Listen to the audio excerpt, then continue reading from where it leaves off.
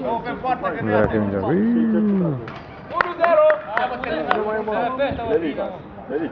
Hai mă, că a început! Cât să mai prind un șut din asta?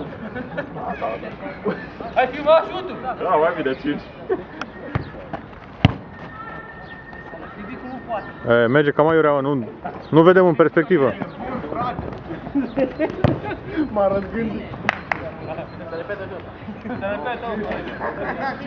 1-0, gata, hai! Taci mă și sapă, hai!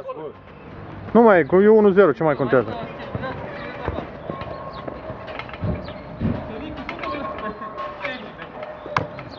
Și cu cap ai dat. Bine, bă! Ne mingeam.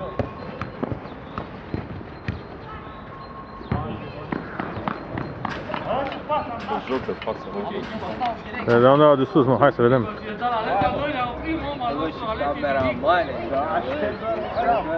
Băi, ce fain, mă! Mai important meciul ăsta ca Milan-ul. A, bă, că dau pas mai mare decât... Mă, Bibicu s-a văzut cu 68-ul lui. Facem un prim plan cu Bibicu. Să dea s-o, bă, să căutați pasele ca și...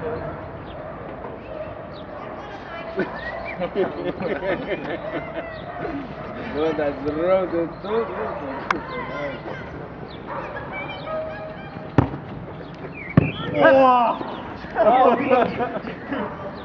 Au! Zi-mă, miță, mă!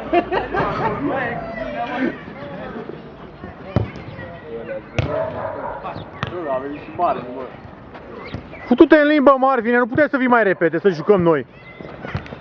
Te uite în training, cu ăla. Și nici măcar nu s-a schimbat, n-a făcut nimic. Bă, ești culmea, mă. Din cauza ta stau pătușă.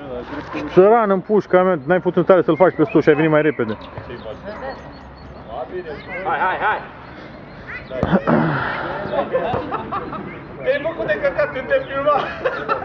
Nu, mă, că filmat mașină, n-am văzut cum s-a dus mingea.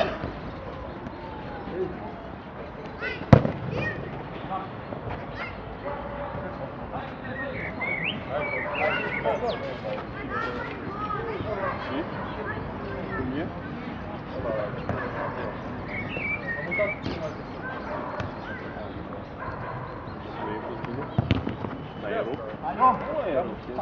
A fost. Hai! Hai, mă! Hai, mai bun! Hai, mă!